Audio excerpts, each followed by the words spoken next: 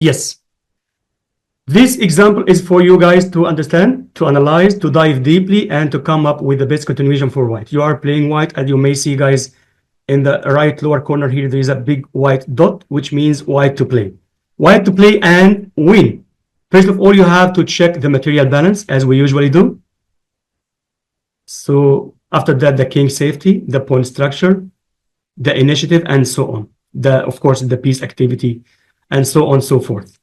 So guys, I will give you a couple of minutes to calculate this position and come up with the best continuation for white. Just try to treat this sort of examples. It's not just a practice. Don't take it like for fun. Take it for serious, because actually it's a very, very beneficial practice for you to improve your chess or your tactical vision over the board. So please just consider this as if it's your own real game. What is your final decision here as white? We have two raised hands here. Please raise your hand not over the camera. Just raise your hand using the hand button on Zoom. We have two raised hands. I'm waiting for the third hand. Once I find the third hand, I will pick the first one. So please, Ashai, Jane, and Darshini. Oh, we have the third hand now, Niraja. Please, guys, just a gentle reminder, try to edit your name to be the real name. We have also Vihan. Okay, we have four raised hands now, so let's go with the first hand, which is Ashai, Jane. Yes, Ashai, what's your answer here? Unmute your mic, please. Let me hear you. Rook d7. Rook d7. What is the idea behind, Ashai? The rook d7, the idea is if queen takes, then knight to f6 is forking the queen and the king. So it's called the royal fork, yeah? Yeah. Then if the bishop takes, then we still play knight f6, and if they take with the knight with the queen, then we get a free queen. That's and great. If they move the king, move the king to g7, then we go knight h5. Yeah. So first of all, Ashai, let's take it. Checkmate in. Okay, so far so good. Yeah, your answer is completely perfect. Thanks for that. So let's go through your line one by one. First of all, your candidate move here is boom, sacrificing the exchange on d7. Why, guys? Once again, elimination of the defender, because actually the knight here is playing a very vital role. Right, guys, back to the starting position. The knight is just guarding this operation or very essential square to start our attack. So just remove this defender first and then start calculating. Of course, I will never recommend you guys to sacrifice and then calculate. Of course, you have to calculate. You have to make sure that there are no any bad surprises from your opponent's side. There is no any defending resources. Of course, don't sacrifice by feeling. You have to calculate and go through the ins and outs of the position. So rook d7, yes, this is the perfect key move here. Of course, guys, this is very obvious. If he captures back with his queen, there is a killer move. Royal fork over the queen and the king, yeah? Winning the queen, of course, and eventually winning the game. So, guys, normally black here will capture back with the bishop, right? After that, we have to start our winning combination, guys. Knight f6 check. And here we go. We have some options, not only one forced move. We have 1, 2, 3 options for black. So first of all, guys, if he went, let's pick one by one. Let's go from the easier one to the difficult one later. Okay, let's start with king g7. There is a double check. Maybe from here, knight h5. And the next move, of course, double check means the king must move. Double check means there is no way to capture one of your attacker, because actually if he capture here, it will be an illegal move. There is another check with the queen. And if he block the check like that with the queen, it's yet another illegal move, because there is another check with the knight. So it's forcing move. It's a forcing move to move the king. So guys, wherever the king go, here, it will be a checkmate on, sorry, there is no king h8, of course. There is king g8, king h7, or king f8. king h7 or g8. Of course, there is, yeah, the ultimate checkmate move, queen g7. And of course, if he went h7, it will be the same story. And what if king f8? We have two checkmates here, actually, queen g7 checkmate and also queen h8 checkmate. Yeah, very good answer. Bravo, Ashai. So guys, let's go through the other options. After this check, we already finished this one. Okay, how about king h8? What can you do here? Darshini, what's your move here, Darshini?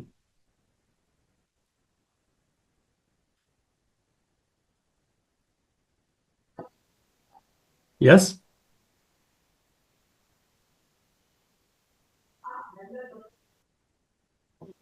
Darshini, can you hear me?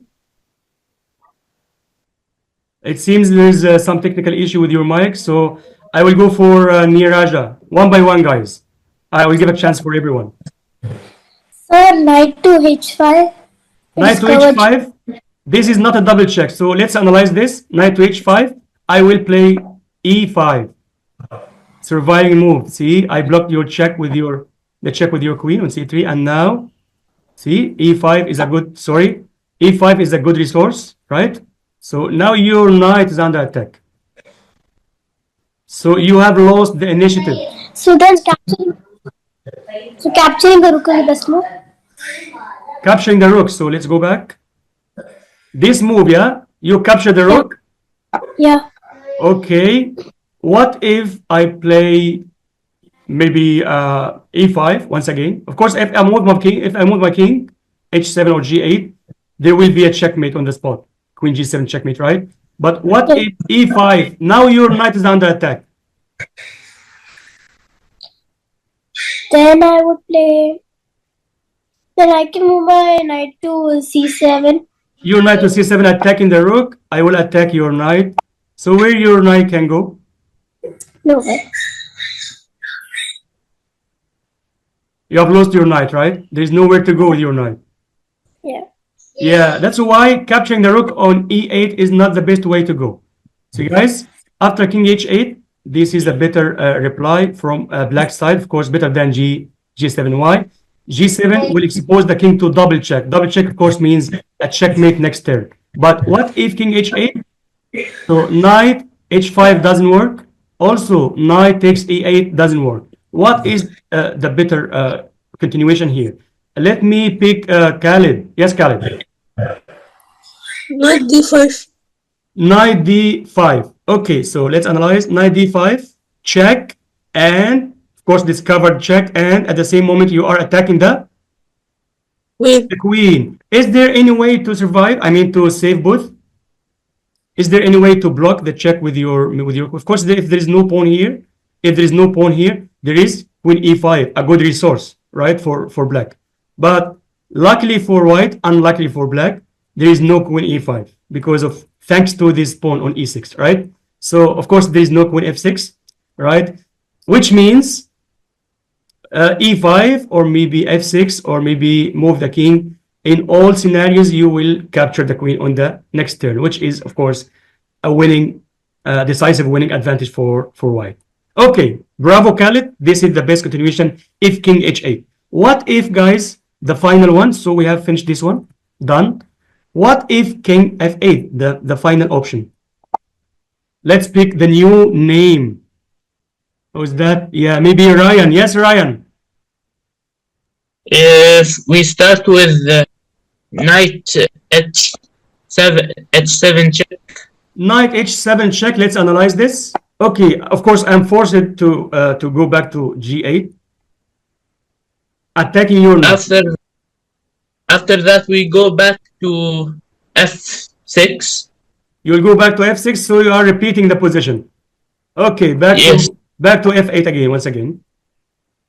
You didn't do anything. Then we will take the bishop on d7.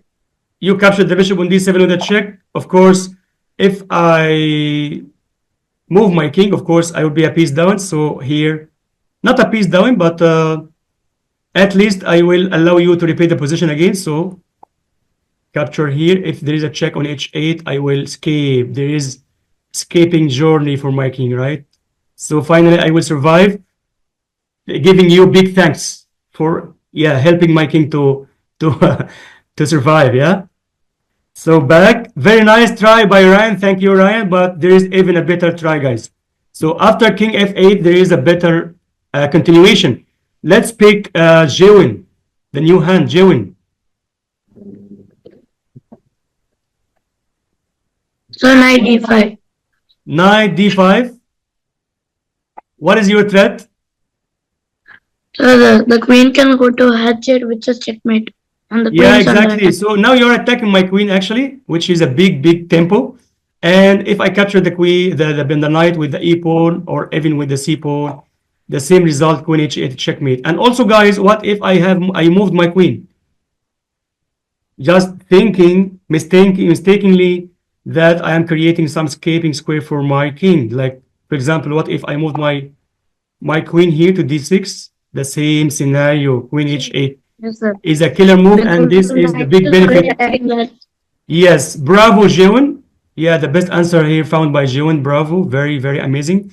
So, guys, your knight is still controlling the only exit for the king, which is the e7 square. So, guys, knight d5 is the killer move in this position. So, guys, once again, this is our starting position, and this is our essential square to launch our aggressive attack against our opponent's king. But actually, there is a very strong, a very powerful defender here, which means we have to get rid of it. Which means, in other words, I mean, in terms of our today's topic, we have to annihilate or eliminate this defender by the first C, right? Capture. So luckily, there is a piece which is able to capture the defender. Yes, you are sacrificing this exchange, but in return, you will gain much more, right? Of course, capturing back with the queen loses on the spot. Capturing back with the bishop on d7, you start your journey to finalize the game. Knight f6. Of course, this one is the easiest one because of the double attack or the double check from h5 or even from e8, guys. Even here, of course, wins because if here or here, there is queen g7. Even if queen f8, there is, we have queen h8, checkmate, right, guys? So, once again, the other option is king h8, and here we go. Simply, you will win the queen, knight d5, check, and there is no way to save both of your queen and king. Of course, there is no way. So you will win the queen and winning. It's a decisive advantage. And finally, king f8, which is the trickiest try by our opponent. Of course, our opponent is hoping that you capture here, or maybe you repeat the position. Of course, if you do that twice more, it will be threefold repetition, which means it's perpetual check. So eventually it will be a draw by rules, right? And also, if you capture here, he will be much more happy. Why? Because he will capture here, and if you got this check, king e7, attacking your queen, and maybe, not maybe, it's for sure black is winning here because he's up in material, material balance. Of course, he has two rooks against one rook and one minor piece, the bishop, and this is a decisive winning advantage for black. So please don't capture the bishop. You have to go through this line. Yes, the killer move here, double attack, attacking the queen and also attacking the h8 square, which is a mate, and also, once again, there is no way to save both of your targets, Okay, guys, any questions so far, guys? Please raise your hand if you have any question or any doubt, or if you want to add any comment. So please share with me by raising your hand. Otherwise, it seems there is no doubts, which is a good sign, of course.